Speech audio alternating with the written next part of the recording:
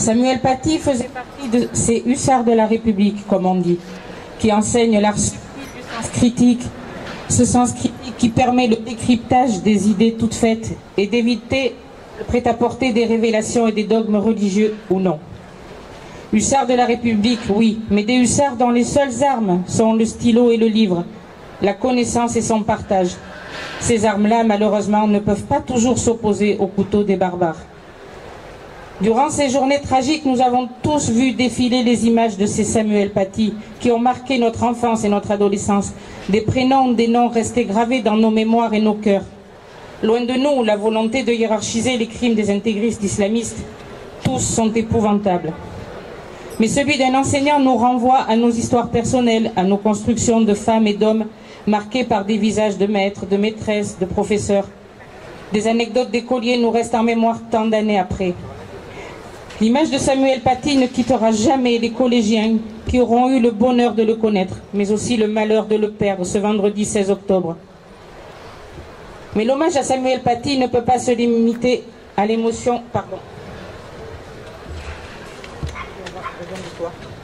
à l'émotion qui nous submerge. 8 jours après le drame, cet hommage doit s'accompagner des premiers renseignements pour qu'une telle barbarie ne se reproduise plus.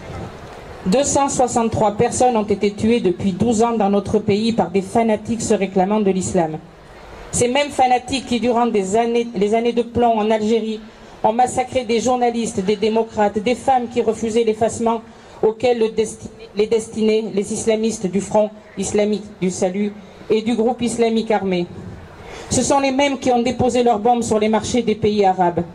Durant ces dernières décennies, ils ont tué des dizaines de milliers de personnes, la plupart musulmanes. Nous savons donc ce qu'ils peuvent faire. Nous connaissons leur projet politique, celui de la soumission à leur ordre divin, qui n'est que l'ordre du fascisme religieux. Nous devons les combattre sans concession ici. Ces crimes commis par des fanatiques ne peuvent être considérés comme des faits isolés extérieurs à l'islam. Le nier par peur d'amalgame n'aiderait pas à éradiquer le phénomène. Chaque doctrine religieuse ou politique peut porter des monstres en son sein, et l'islam n'échappe pas à cela. C'est parce que l'intégrisme est un aspect de l'islam minoritaire, certes, que des représentants au plus haut niveau de cette religion, comme à Bordeaux, Paris, Drancy, entre autres, appellent à un sursaut et veulent mobiliser leurs fidèles contre l'intégrisme. Il appartient à l'État de les aider par une action policière et à la hauteur du défi, mais aussi par une action économique, politique et sociale conséquente, car les intégristes s'implantent plus facilement dans les zones de relégation sociale. Mais si l'islamisme est une composante de l'islam, il n'est pas l'islam dans son ensemble, et il représente encore moins l'ensemble des musulmans qui, dans leur grande majorité, vivent leur foi dans le respect de la République, de ses lois et le respect de la laïcité. L'islamisme est une maladie de l'islam, disait tantôt l'imam de la mosquée de Drancy. Merci. Il nous appartient de le rappeler, de le combattre et de combattre tous ceux qui, à l'extrême droite, pratiquent l'amalgame et accusent l'ensemble des musulmans de dérive de l'islam politique. Cela ne peut que renforcer les replis identitaires et les engrenages victimaires dont se nourrissent les prédateurs de l'islam politique. C'est la stratégie permanente de l'extrême droite, en cela elle s'apparente aux islamistes, que de stigmatiser toute une population devenue bouc émissaire, qu'elle soit musulmane, juive, homosexuelle ou autre. Mais il serait partial de ne dénoncer que les seules dérives à droite de l'échiquier politique. Sur le flanc gauche, des erreurs, des fautes politiques, voire des compromissions avec l'islam politique, n'ont pas aidé à lutter contre l'islamisme et les atteintes à la liberté d'expression. Je l'évoquerai plus tard. Les assassins islamistes ne sont pas des déséquilibrés hors sol, ils se nourrissent d'un terreau.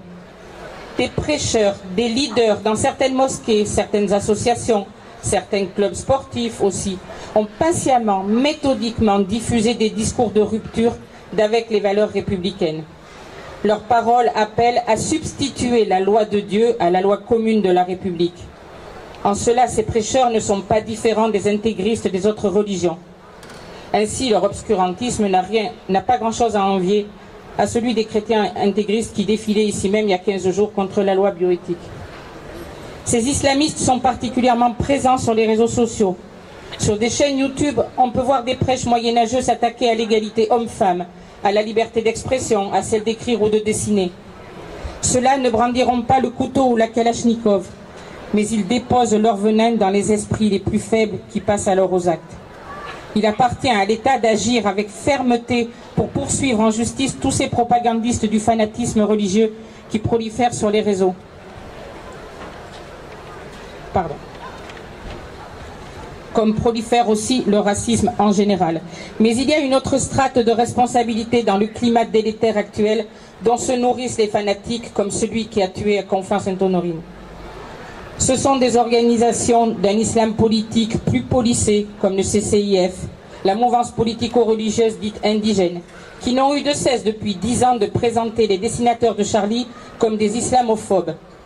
Après la première agression de Charlie en 2011, un incendie, ces militants de l'islam politique signaient un texte qui comportait ceci. Il n'y a pas lieu de s'apitoyer sur les journalistes de Charlie Hebdo, les dégâts matériels seront pris en charge par leur assurance. 4 ans après, les journalistes étaient abattus par une rafale de Kalachnikov dans leurs locaux du journal. L'incendie était un avertissement.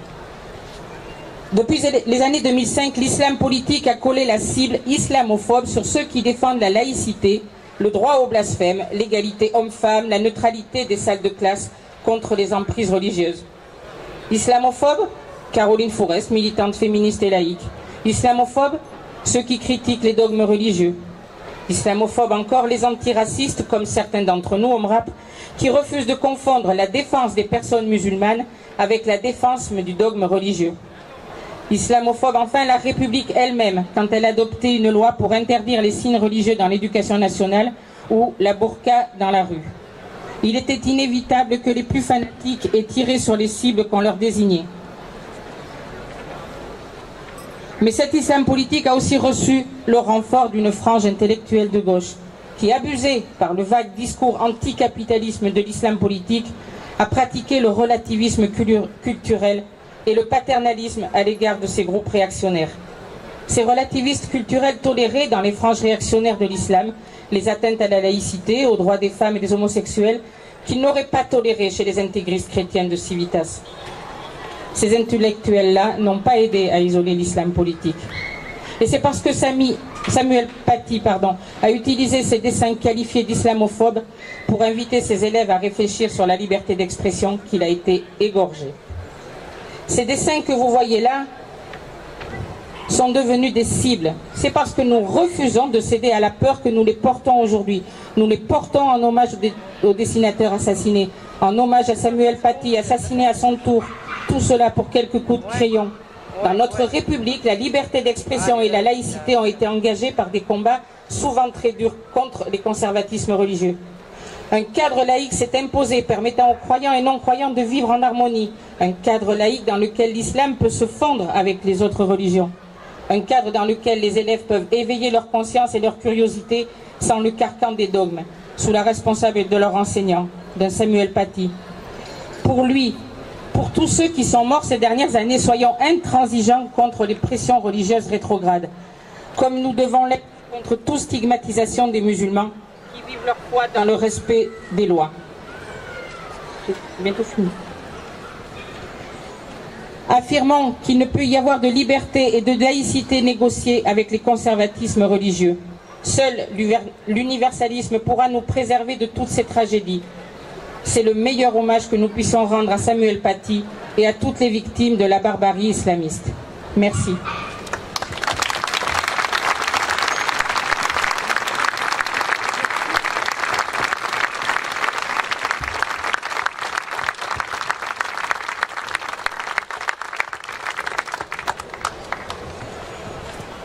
Avant de conclure ce rassemblement, je vais donner la parole à Michou Chusso, qui va nous lire un texte d'Albert Camus, une adresse à son instituteur lorsqu'il était devenu prix Nobel.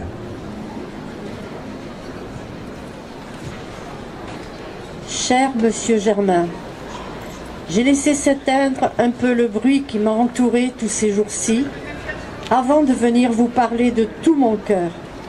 On vient de me faire un bien trop grand honneur que je n'ai ni recherché ni sollicité.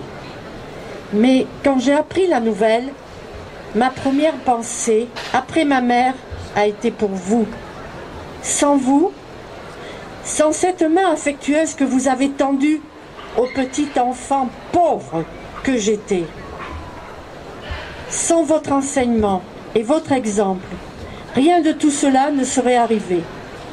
Je ne me fais pas un monde de cette sorte d'honneur, mais celui-là est du moins une occasion pour vous dire ce que vous avez été et êtes toujours pour moi, et pour vous assurer que vos efforts, votre travail et le cœur généreux que vous y mettiez sont toujours vivants chez un de vos petits écoliers qui, malgré l'âge, n'a pas cessé d'être votre reconnaissant élève. Je vous embrasse de toutes mes forces, Albert Camus.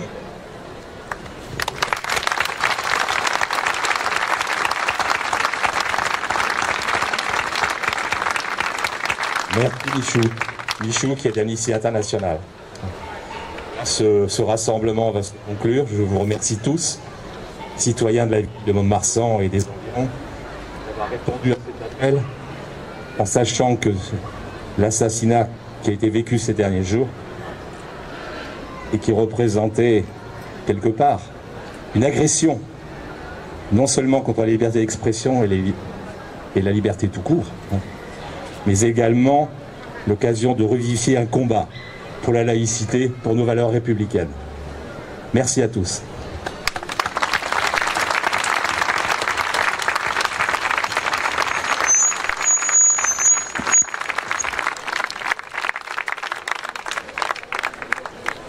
Nous avions imaginé, avant la dislocation de ce rassemblement, de respecter une minute de silence en mémoire de Samuel Paty. Je vous en prie, respectons cette minute de silence. Merci.